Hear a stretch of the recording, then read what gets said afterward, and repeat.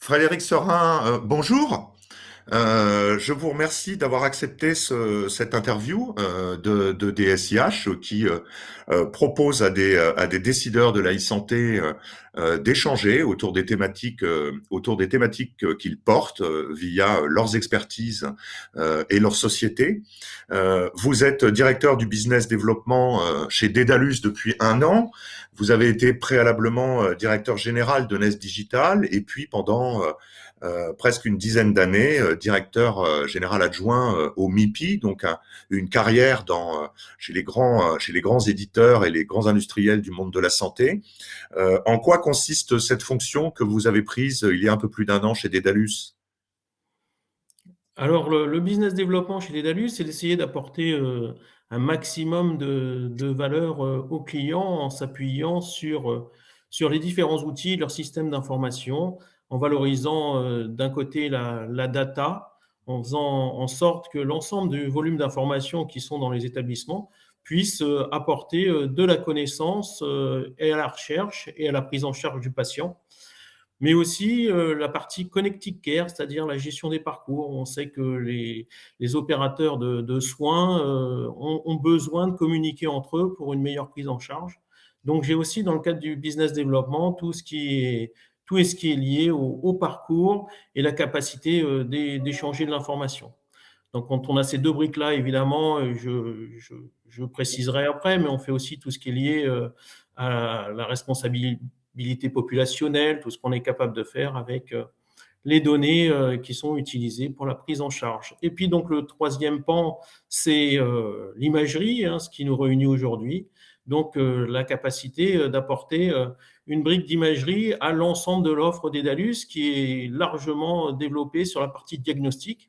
Donc, la diagnostic, c'est du laboratoire où nous sommes leaders en France sur la partie évidemment SGL, mais aussi Anapat et Génome.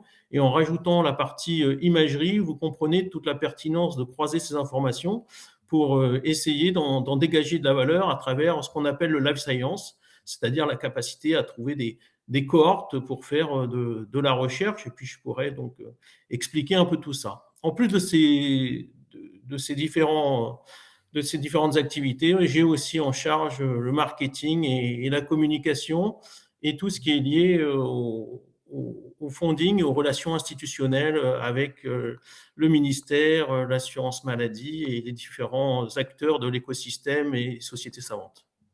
L'écosystème politique étant très actif ces dernières années avec le Ségur numérique, l'intégration des grands éditeurs dans toute une réflexion à la fois stratégique et opérationnelle sur le fait de faire avancer la e-santé. On a une doctrine technique du numérique en santé qui est posée là et sur laquelle vous devez certainement intervenir comme le collège des éditeurs et des industriels. Et puis un Ségur auquel vous vous intéressez de près. J'imagine que l'offre d'Edalus est Ségur compatible, on pourrait dire. Ah, comme vous le dites, on est plus qu'impliqué dans le Ségur puisque ça fait partie complètement de notre feuille de route et on est arrivé à labelliser l'ensemble de nos logiciels donc Ségur. On avait plus de 13. Donc c'était une épreuve hein, puisqu'il a fallu mettre évidemment en face l'ensemble des équipes et un certain nombre de volumes d'activités pour être au rendez-vous de ce Ségur. Mais aujourd'hui, on peut considérer qu'on l'est. On apporte sur la partie évidemment de l'imagerie aussi une offre hein, à partir de Proximage qui est un module Ségur compatible hein, qu'on appellera le module Dreambox de Proximage qui nous permet donc aussi bien pour nos logiciels d'imagerie que pour les logiciels d'imagerie d'autres partenaires d'être compatibles Ségur sur le volet 2. C'est-à-dire être en Alors, parlons, capacité de faire des échanges aussi bien à travers l'espace numérique de santé, mais en tant que, évidemment, producteur ou consommateur de l'information à travers l'espace numérique de santé, mais aussi l'échange avec le DMP, évidemment, en apportant en plus des comptes rendus, l'indexation et le référencement des objets images c'est-à-dire de l'imagerie à proprement dit.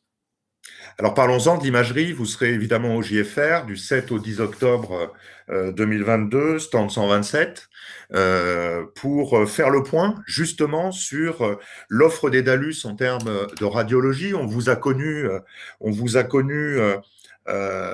sur le terrain depuis longtemps avec l'offre Metasis, des Xcare, des Ximages, et puis vous avez racheté dans la foulée Web Santé, et puis Agfa qui était aussi connu sur son PAX et sur son offre en imagerie, qui était même un des grands noms de l'imagerie, Agfa Healthcare.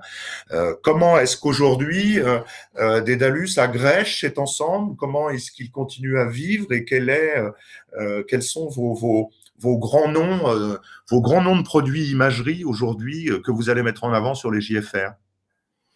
Ah bah disons qu'on est exactement dans la logique de Dedalus pour l'ensemble de ces produits liés à de la croissance externe, c'est-à-dire toujours dans un premier temps être aux côtés du client, donc c'est-à-dire évidemment supporter et suivre les engagements qui ont été pris avant la croissance externe et en les accompagnant dans l'innovation et des solutions les plus performantes possibles et qui répondent au mieux au métier des professionnels. Donc si je prends l'exemple de l'imagerie, donc notre offre PAX aujourd'hui, c'est l'offre Deep Unity, Deep Unity Suite, avec évidemment un PAX et puis les consoles aussi bien de diagnostic que clinique. Et puis une offre basée sur le cloud pour être toujours dans l'innovation qui permet d'avoir une solution qui soit beaucoup plus légère, simple à mettre en œuvre et qui facilite l'échange, le partage en garantissant la sécurité et l'historisation des données. Ça, Ça, c'est c'est pour la Paxson partie. Web. C'est C'est Paxson Paxson Web. Web. La Tout à solution fait. Paxson Web, J'en reparlerai. elle est ouverte à la fois aux professionnels de santé en hôpital, mais également aux libéraux. Ah, complètement, oui. C'est une offre qui permet de répondre à l'ensemble de l'écosystème de l'imagerie avec des points très très forts qui sont en particulier la capacité d'échanger facilement. C'est les avantages du cloud et en plus de l'échange, de partager l'information et d'avoir des listes de professionnels qui travaillent ensemble et en coopération. Et Parce qu'on n'oublie Dreambox, pas, parce qu'on n'oublie pas que derrière ces outils-là, en fait, c'est toujours répondre aux besoins des professionnels. Donc, c'est d'améliorer et la qualité et potentiellement la productivité, puisque la demande d'imagerie ne cesse de croître. Et donc, avec ces outils comme ça, on permet aux professionnels de travailler de n'importe où, puisque le mode cloud, évidemment, ça permet d'être en zéro footprint, c'est-à-dire d'effacer au maximum l'empreinte sur les outils et les devices d'interprétation. Et c'est un outil tout à fait moderne et qui prend très très bien en France et en Europe, puisque c'est un succès européen, ce Paxson Web. Et on espère vraiment pouvoir capitaliser et miser sur ces fonctionnalités à l'avenir. En particulier pour les fonctionnalités de diffusion qui plaisent beaucoup, beaucoup aux professionnels, de partage, et puis une historisation facilitée forcément puisque vous avez tout le cloud pour pouvoir stocker. et Dreambox, c'est plutôt justement sur le partage et la distribution. Alors Dreambox, en fait, c'est ce qu'on a utilisé comme nom de module associé à Proximage. Proximage est un outil basé sur la SentinelBox qui permet de faire de l'échange et du partage. C'est c'est la fonctionnalité de base de Proximage, c'est d'être en capacité de partager des images, des comptes rendus entre professionnels ou dans un parcours ou juste sur du point-à-point. Et on y ajoute donc l'option Dreambox qui permet d'être compatible Ségur deuxième vague et d'accéder et à l'espace de santé numérique et au DMP, et en émission et en consommation.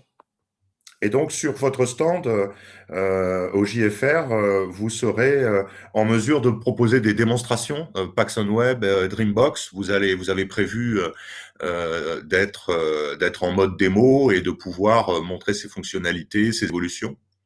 Clairement, on a proposé à l'ensemble de nos clients et des prospects et à qui veut venir de pouvoir avoir des démonstrations en direct sur 3 pôles de démonstration, aussi bien de Deep Unity, les capacités de son viewer, la facilité d'accès et la puissance de Deep Unity que l'évolution et presque la révolution de Paxson Web sur la capacité d'échanger, de partager, de diffuser de l'information en toute sécurité.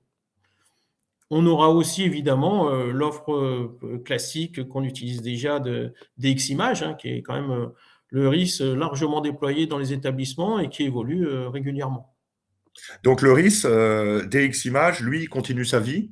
Complètement. Il continue à évoluer en fonction des réglementations, des demandes des usagers, et il s'interconnecte avec Deep Unity dans le cadre de toute la gestion administrative, gestion de rendez-vous, etc. Exactement. Et on sait aussi connecter le DXImage à la gestion de rendez-vous externe, puisque souvent maintenant, les opérateurs de soins ont des prises de rendez-vous en ligne. Et donc, nous avons nous-mêmes une offre et nous savons nous connecter aux offres du marché.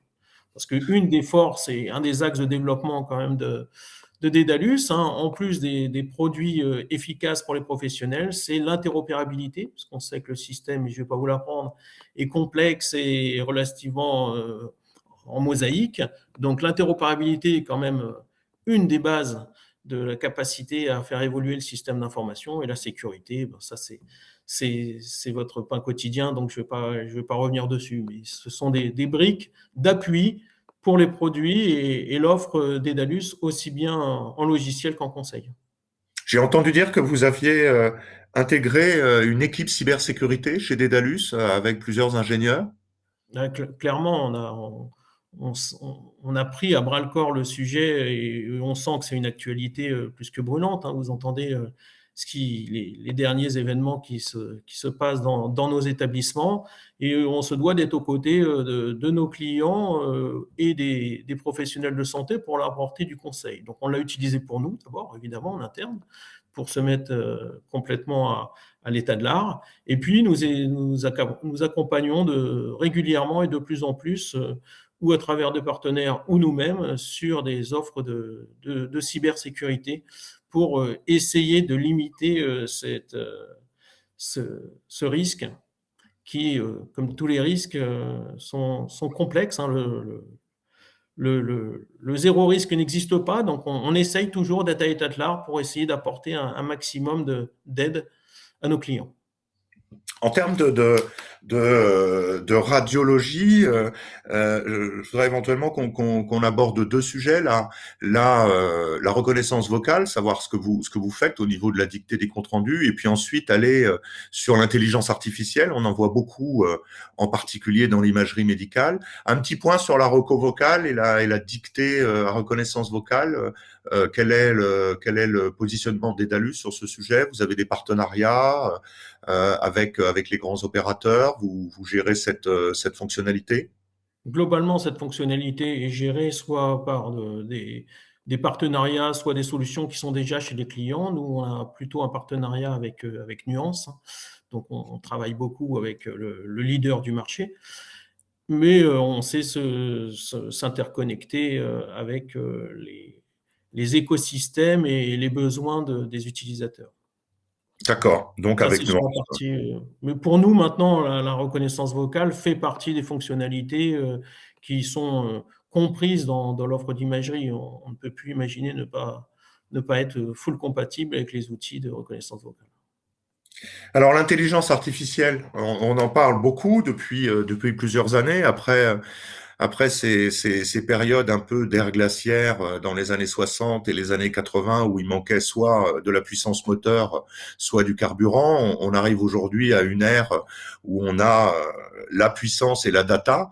On en parle dans beaucoup de sujets, mais dans l'imagerie, c'est quand même une vraie réalité aujourd'hui opérationnelle. On voit de belles sociétés françaises sur le sujet, des sociétés évidemment aussi américaines, avec de l'aide au diagnostic. Quelle est votre vision de cette révolution numérique, de l'intelligence artificielle, et comment aujourd'hui vous la prenez par soit du développement interne, soit des partenariats stratégiques en considération chez Dédalus sur les offres d'imagerie? Alors aujourd'hui, pour nous, l'intelligence artificielle fait partie des outils et des axes de développement sur l'ensemble de l'offre, hein. C'est-à-dire que nous faisons de l'intelligence artificielle où nous utilisons des partenariats, en particulier sur le médicament, tout ce qui est lié aide à la prescription, risque iatrogénique. On a une belle offre associée à nos outils de circuit du médicament et de prescription multimodale. Donc ça, ce sont des partenariats que nous avons. Et évidemment, l'imagerie se prête très très bien à l'intelligence artificielle et c'est là que les développements sont aussi très très importants. Donc, nous avons un certain nombre de partenariats. Alors, des partenariats que nous utilisons pour apporter aux professionnels de l'imagerie de l'efficacité, de la productivité et de la qualité, c'est-à-dire la capacité à l'outil d'intelligence artificielle d'apporter plutôt de l'intelligence augmentée. Moi, j'aime mieux ces termes d'intelligence augmentée que d'intelligence artificielle. C'est de permettre aux professionnels de se focaliser sur les cas plus complexes et permettre à la machine de l'aider sur les cas plus simples. Alors évidemment, on nous dit que ça marche pour tout, hein, c'est clair, mais l'idée, c'est quand même d'apporter l'intelligence artificielle au quotidien dans l'imagerie. Donc on a évidemment des partenariats en particulier avec 1000 vues sur tout ce qui est urgence, interprétation d'urgence et ortho. Mais nous avons aussi des partenariats en cours avec une société qui s'appelle Kinaps sur l'imagerie neurologique en particulier. Et nous avons des projets d'innovation sur la détection précoce et le suivi de pathologies de dégénération neurologique, en particulier les maladies d'Alzheimer et puis même si elles sont plutôt inflammatoires, aussi la sclérose en plaques. Donc nous travaillons aussi avec Kinaps sur ces sujets. Alors l'intérêt aussi pour ces acteurs de travailler avec nous, c'est que nous avons de nombreux clients et donc les volumes de données avec lesquels il est possible de travailler avec ces clients leur permettent de développer évidemment les algorithmes et d'avoir une accélération sur la partie deep learning, ce qu'on appelle, c'est-à-dire la capacité d'avoir des jeux de données importants. Ça me permet de rebondir sur tout ce qui est life science, puisque sur le life science, vous comprenez que l'intérêt et la pertinence de Daedalus, c'est que on s'est croisé des informations de diagnostic de différentes sources et donc d'apporter une capacité de développer des cohortes. Vous savez qu'en France, aujourd'hui, dans la recherche, on n'est pas très en avance sur certains domaines pour une raison bien simple, c'est qu'on a beaucoup de difficultés à construire et à utiliser des cohortes. Donc, nous mettons en place avec nos outils de life science la capacité de développer, de suivre plus rapidement, grâce aux outils numériques, les cohortes qui vont nous permettre de rester en France et en Europe dans les leaders de la recherche et de l'innovation Est-ce dans que la prise en charge et aussi dans le développement de médicaments. Est-ce que le Health Data Hub vous apporte quelque chose dans ces recherches ou c'est encore trop près de la recherche universitaire? Alors aujourd'hui, nous participons et nous regardons de très très près. Nous avons des échanges quotidiens, quotidiens c'est exagéré, mais en tout cas réguliers avec les acteurs du Health Data Hub. Donc c'est en construction. Donc on sera à leur côté. Ça fera partie des gisements de données et aussi des réceptacles de données que nous saurons adresser en fonction du souhait de nos clients. Mais pour nous, c'est une richesse et ça sera un accélérateur forcément de développement sur la capacité à donner de la valeur aux données de santé. Bien sûr, c'est tout de même, enfin, ça sera la plus grosse base de données, banque de données santé européenne. On en a besoin. Je pense que effectivement, les chercheurs, c'est une certitude, mais les sociétés qui développent des produits comme les vôtres et qui font de la recherche et de la R&D, ça va être aussi des possibilités que vous n'aviez pas. Vous parlez de cohortes, d'avoir accès à de la donnée, y compris pour améliorer l'outillage. Clairement. De quoi vous allez parler principalement sur ces JFR 2022? Qu'est-ce qu'on va voir clignoter quand on arrivera sur le stand 127 de Dédalus? Alors, des sujets très court terme, très opérationnels, c'est la capacité d'accompagner nos clients sur le Ségur, qui est quand même quelque chose de très important parce qu'il y a une dimension évolution technologique, mais aussi un appui et un engagement de l'État financier. Donc, c'est pour nos clients, ce n'est pas neutre.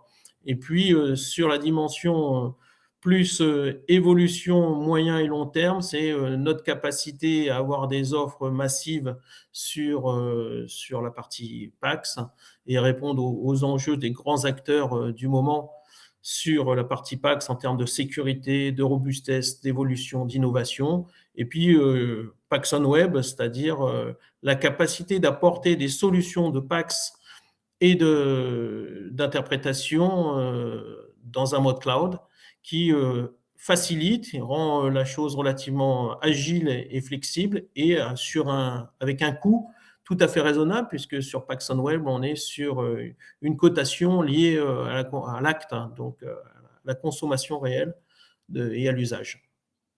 Au niveau du cloud, vous avez des partenariats stratégiques. Avec qui travaillez-vous? Alors aujourd'hui, en France, on travaille avec plusieurs sociétés hein, françaises. Évidemment, on travaille qu'avec des entreprises HDS.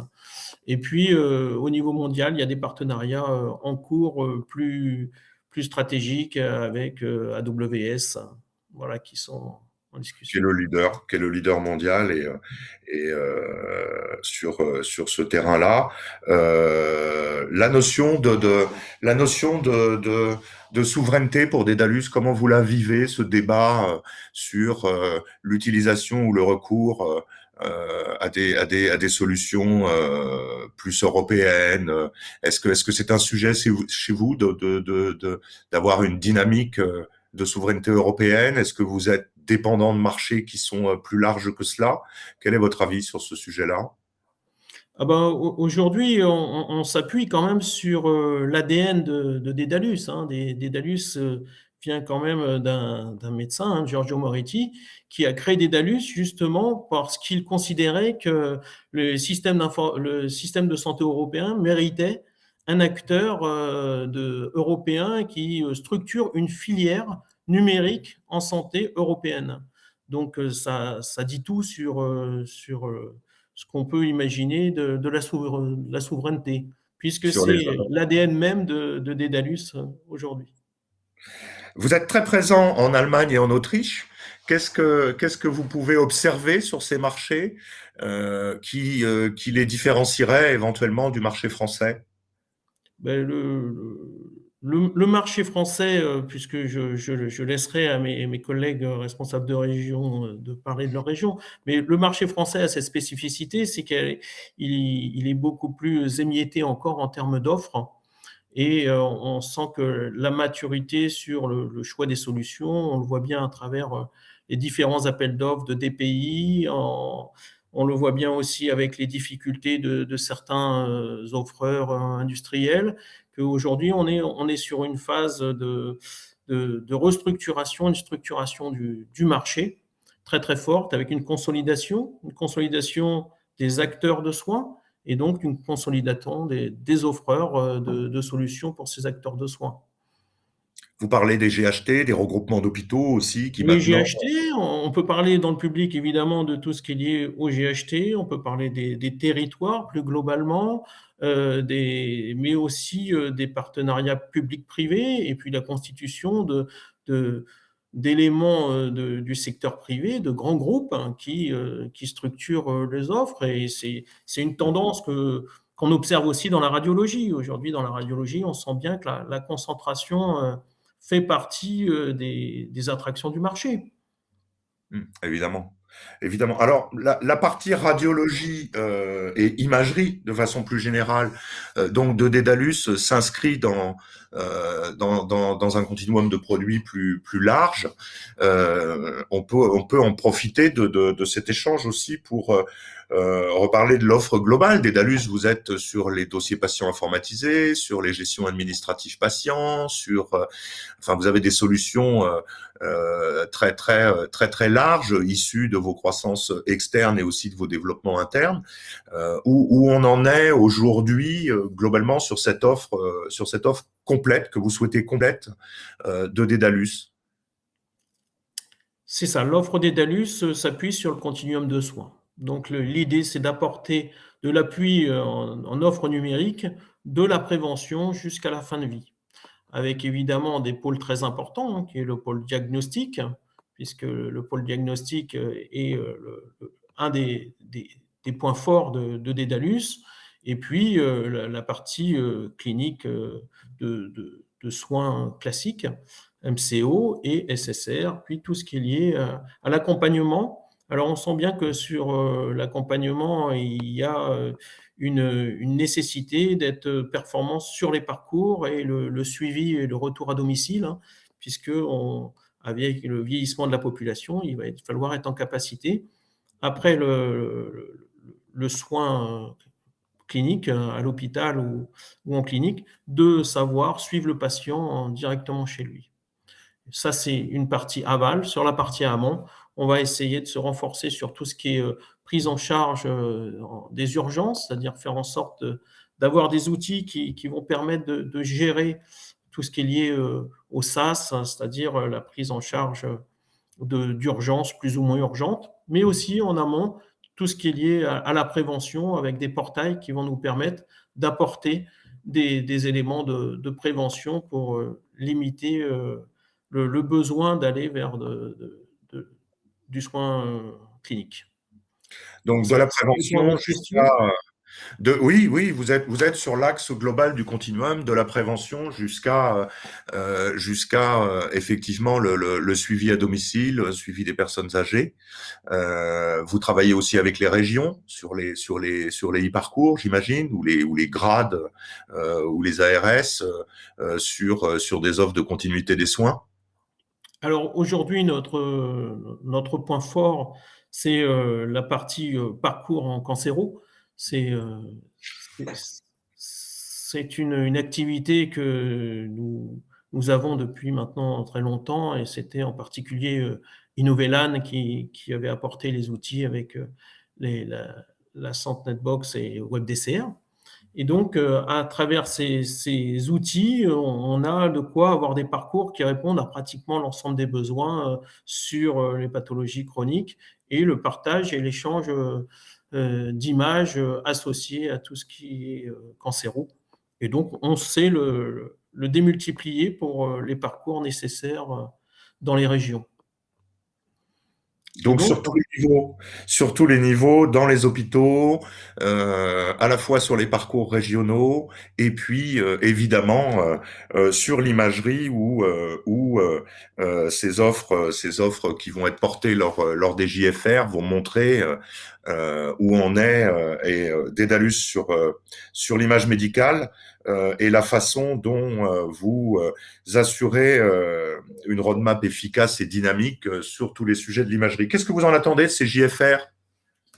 bah, c'est de rencontrer les clients, parce qu'on on les Et c'est la rencontre reprise. régulièrement, mais là, c'est vraiment le carrefour où on peut échanger sur les problématiques au quotidien, mais aussi les problématiques d'avenir, et montrer comment Dédalus peut apporter des solutions ou de l'appui aux clients, hein, en particulier sur les évolutions de viewers. On a un viewer qui nous permet d'être à l'état de l'art et de répondre à des besoins aussi bien en onco qu'en mammo, que sur les différentes dimensions des professionnels de santé.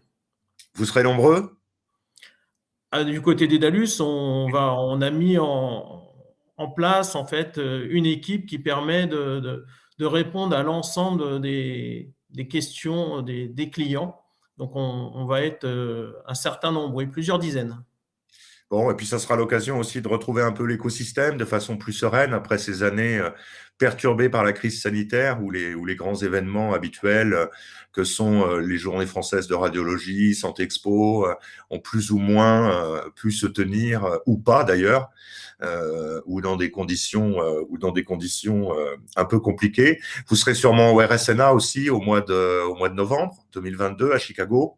Clairement, on sera au RSNA où on présentera l'ensemble des évolutions du groupe, hein, aussi bien pour la France, mais aussi pour l'Europe et le worldwide. Donc les trois éléments majeurs pour nous sur l'imagerie, ce sont les GFR, bien sûr, le RSNA et puis évidemment l'événement à Vienne, le CR régulièrement.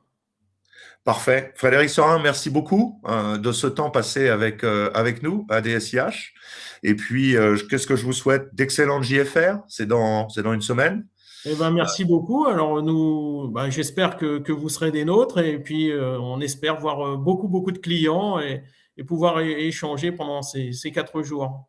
Sur le stand 127. Parfait. France 127. Merci beaucoup. Merci. Au Au revoir, revoir. bonne journée.